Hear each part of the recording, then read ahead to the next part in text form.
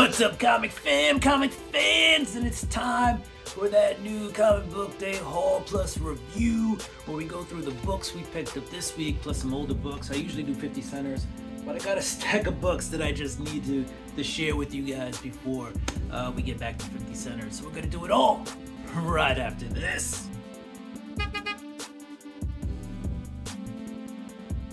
Welcome back. All right, let's get into it. Let's start off with the older books.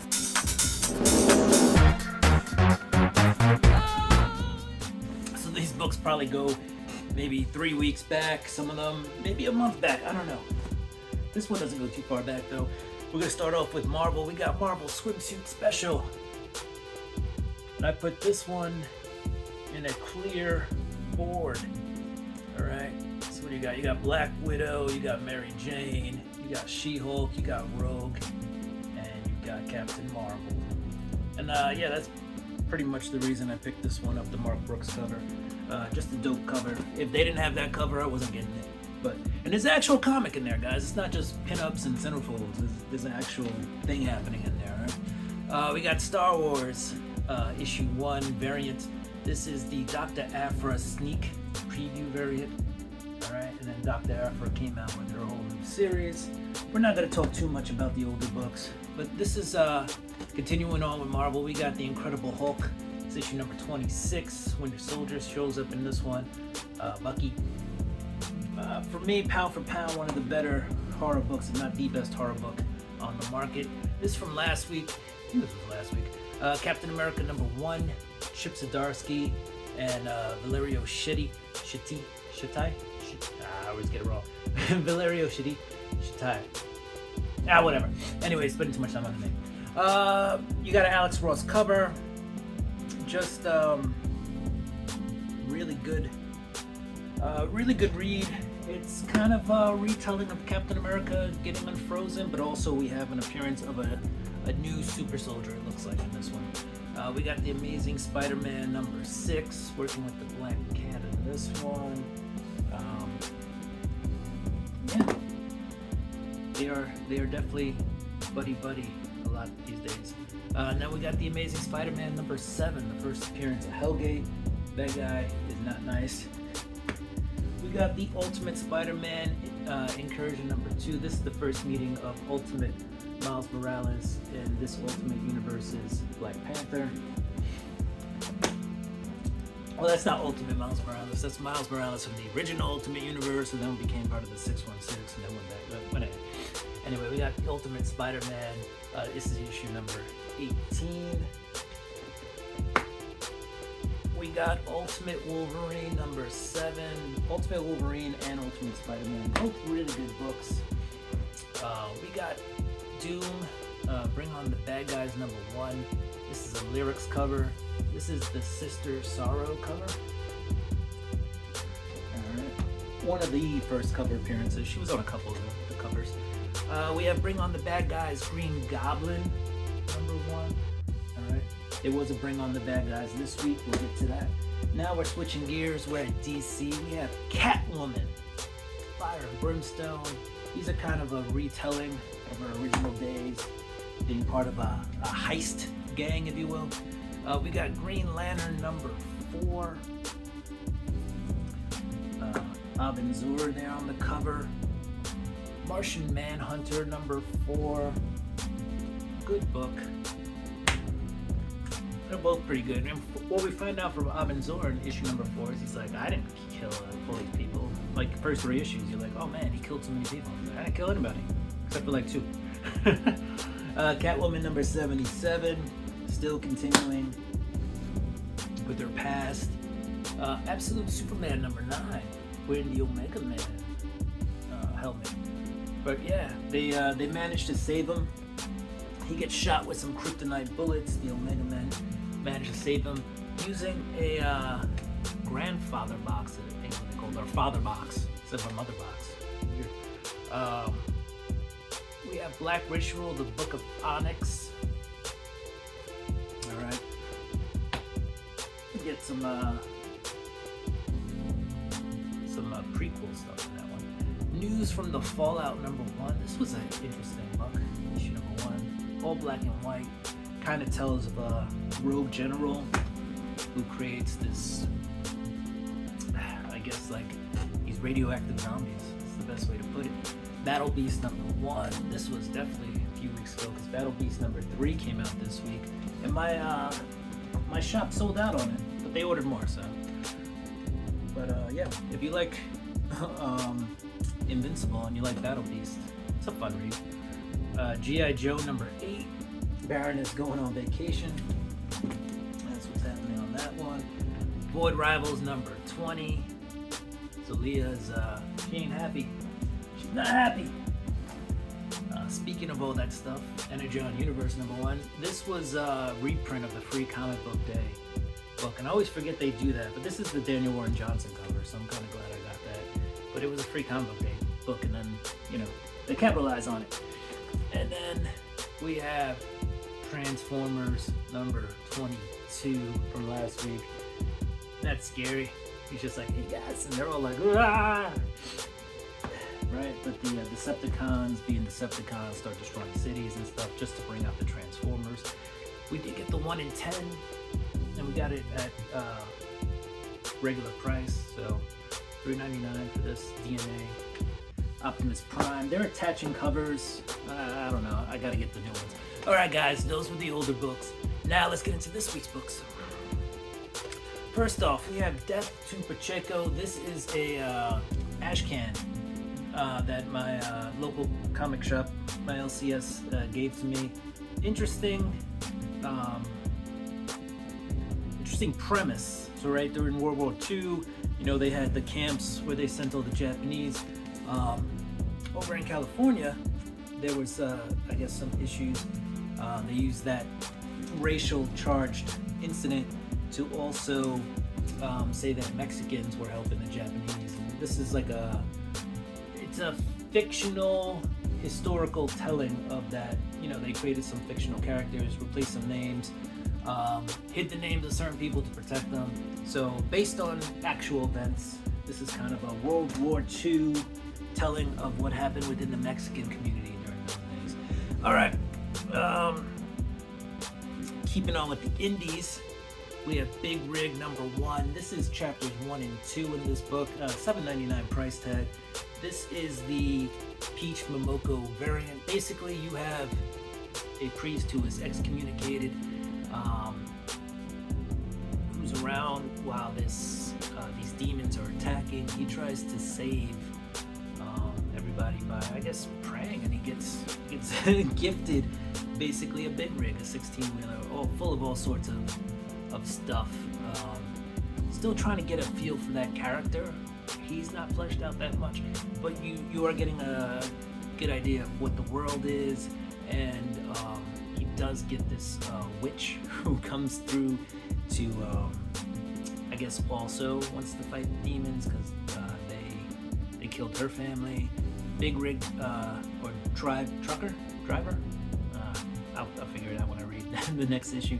He also wants revenge. So a lot of people want revenge against demons in hell. All right, next up we have another cool indie book that's a little bit on the wacky side. We have Ghost Pepper. This one very much has like an anime vibe to it, and manga anime vibe. Like I could see this being a cartoon in kind of the Voltron. You've seen the newer Netflix Voltron kind of vibe I get from it. We're still really trying to figure out who this guy is, but he's very powerful. She is the owner of a food truck that goes around, and she has this goose pepper essence that she puts in things that makes her food exemplary. Interesting title, fun title. This is another indie that's kind of fun. This ends tonight. We have two sisters, one who's part of a secret society. They're both actually part. One who knows they're part of a secret society, one who doesn't.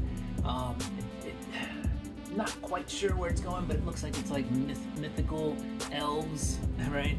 So interesting. And this one is, I don't want to say it's an anthology, but there's 3 separate stories that are going to be interwoven together. So we see some of the other characters and some of the other stories, but they're like, that's going to be covered on another time. So interesting reads. All three of those really interesting reads.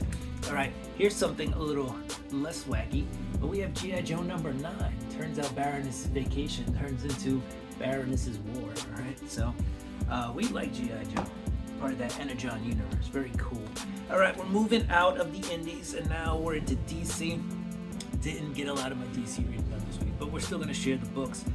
We have Tom Taylor on Detective 1099. Kind of a return to good old Detective Comics. Penguin's in that one. We have the New Gods, Traitor in Their Mists. New Gods has been pretty good. Ron V's writing that. So you're down with those guys. That's cool. Part of the Absolute universe, we have Absolute Flash number 5.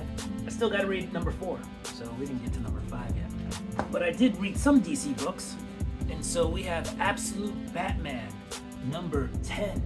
All right. We get some, man, I mean, funny story this week. I was in my LCS, and Scott Snyder's kind of local, and he walked in to the shop, and he said, "What's up?" Primarily to the shop owner. I was there, you know, head nod. And then he gets a phone call. He's like, "Oh, I gotta take this, guys, gotta go." And he walks right out. Otherwise, I probably would have asked him to sign this while we were there. Anyway, moving on. The things they do to the Absolute Batman in this issue are like, whoa. This guy, like all Batmans, well, not like all Batmen, but like the Batman from, you know, DC 1 or whatever, both very strong-willed. This guy also. And then we see what happens to Waylon Jones in turning into Killer Croc, and it turns out that that's part of Bane's plan, to like really break the Bat. Like the Bane in this one is really sadistic. I don't know. Absolute Batman, absolutely worth the read. All right. What else we got? We got Age of Revelation 0. I did not read this yet because it's still polybag. I didn't break it out of the polybag, but it begins here. So this is the one per store. And then my local comic shop guy also said he didn't realize it, but they had like a cover A come out. So he had the cover A as well. I got the one per store at a significantly higher price than the regular cover A. I should have just went for cover A. But I didn't read it yet, so I can't tell you how good it is or bad. The World to Come, issue number 2, right, with the Black Panther.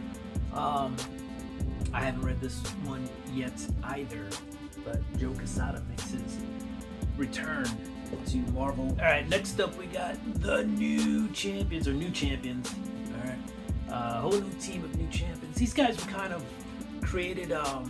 They did covers first without any backstory to see if these books sold, and these variant covers did sell, so they created this team called the New Champions. This is issue 7.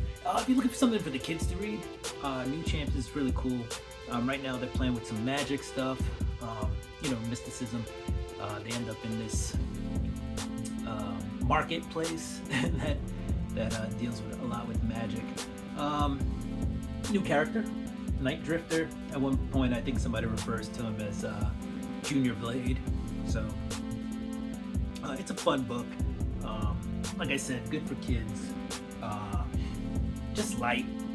So nothing's too serious in here, yet they are looking for a friend, and it looks like their friend's gonna bring the one they're looking for, they can't find right now, is gonna end up bringing Hela out back to Earth, if you will.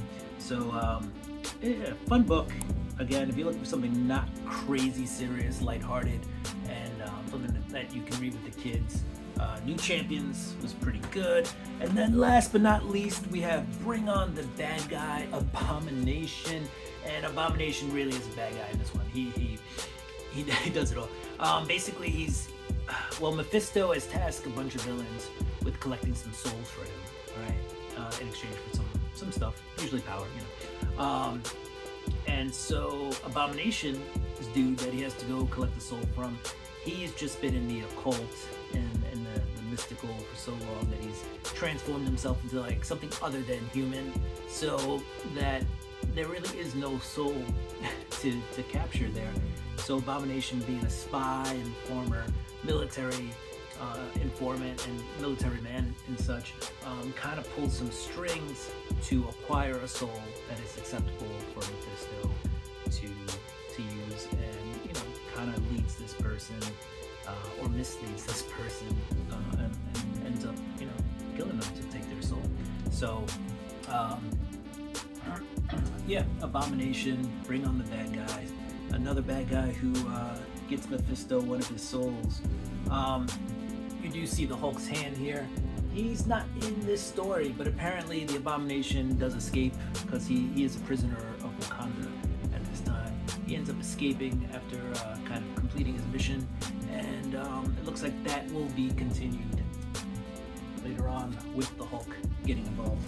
Because, I mean, who's the Hulk without the Abomination to fight, right? Alright, comic fans, that was my new comic book day haul, plus review, just a little bit, trying not to spoil anything. We got through a ton of books. I can now put them away. Those books have been hanging out for like a month, just waiting for me to get on the camera and show them all for at least 3 weeks. But yeah, I'm ready to start filing those books away. If you like the content, don't forget to like, subscribe, hit that notification bell. Go ahead and throw me a thumbs up and comment down below. Do what you do. I'm gonna do what I do. I'm gonna get ready for next week's books. We're out. Peace. Deuces. Ka-chink.